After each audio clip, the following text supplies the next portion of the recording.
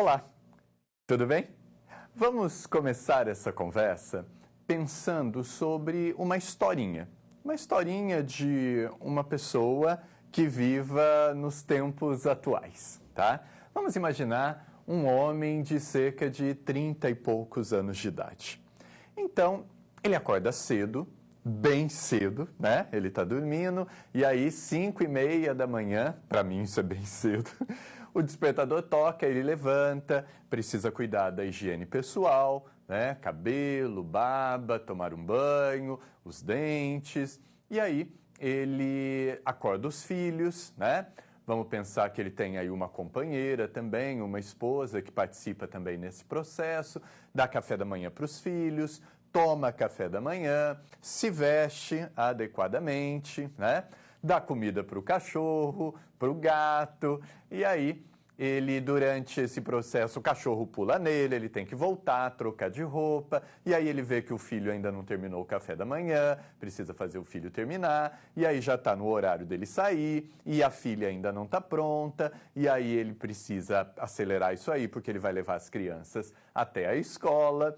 Então ele se despede da mulher, que diz que tem uma coisa super importante para falar para ele, mas que não dá tempo de falar agora, vai falar mais tarde. Ele já sai, né, levando os filhos que brigam dentro do carro no caminho para a escola. Chega na escola, tem um congestionamento imenso, um monte de outros pais e mães parados em fila dupla, e aí ele não consegue sair dali, e ele já está atrasado para o serviço e deixa os filhos e vai, né, rapidamente para o trabalho, mas pega outro congestionamento no caminho. E aí, numa esquina, ele é quase assaltado, mas ele consegue não ser assaltado.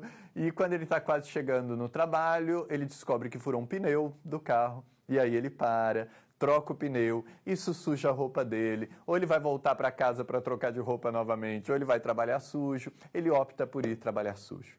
Chega lá, tem um olhar de reprovação de todos os colegas e do chefe, porque ele está sujo e chegou atrasado. Ele tudo isso, mas não convence ninguém com essa justificativa. Trabalha o dia todo não, trabalha até o meio-dia, tem que sair, buscar os filhos na escola, voltar, né, deixar em casa, dar almoço para as crianças, sair de novo, ir para o trabalho, trabalhar mais a tarde toda, atingir meta, lidar com as pessoas que estão ali. No final, depois de 8 horas de trabalho, voltar para casa e ainda um monte de coisa vai acontecer aí, né? Como é o nome disso tudo? O que é que esse cara vai viver? Estresse. O nome disso é estresse. Lidar com toda essa carga de atividades é o estresse. O tema da nossa aula, da nossa conversa de agora é estresse. O que é estresse? Estresse é essa sobrecarga de atividade. Pode ser físico ou pode ser psíquico, tá? Então, quando eu tenho uma tarefa para cumprir, que eu não tenho certeza se eu conseguirei realizá-la, nós já estamos falando de uma situação de estresse.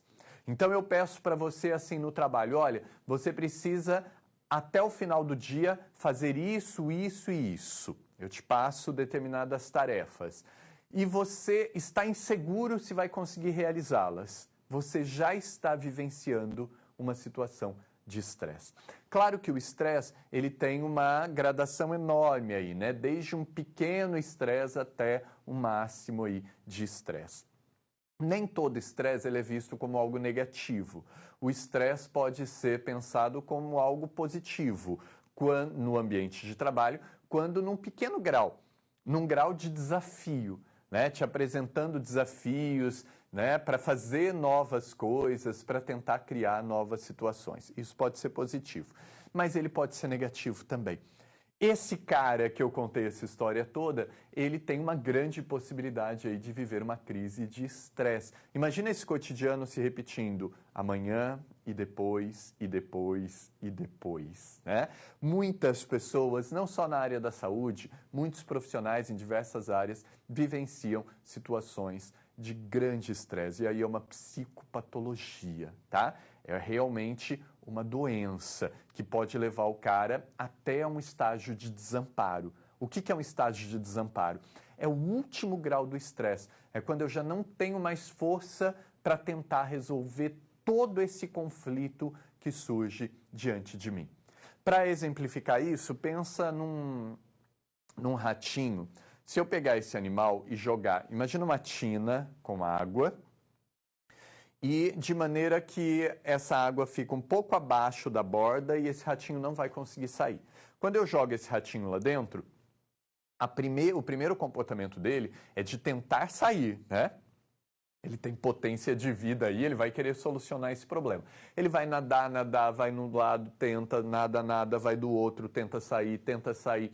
Ele vai lutar contra essa situação que ele é colocado. Isso vai gerar estresse nesse animal. Com toda certeza, se a gente for examinar depois, né, o corpinho desse animal, porque é uma questão não só psíquica, mas biológica também, a gente vai encontrar diversas alterações aí, né, em glândulas, em diversas questões aí biológicas. Esse ratinho vai se esforçar muito para tentar sair dali. E isso vai aumentando o estresse dele.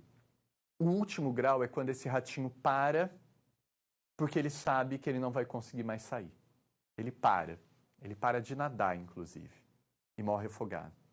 Isso é uma situação de desamparo, né? Ele chegou no último grau do estresse quando ele percebe que ele não tem mais força para resolver aquela situação. Eu estou falando de um ratinho, mas joga isso para a historinha que eu contei no início da aula, né? Daquele cara lá, que pode ser que uma hora ele viva uma situação de estresse tão grande que ele chegue nessa situação de desamparo.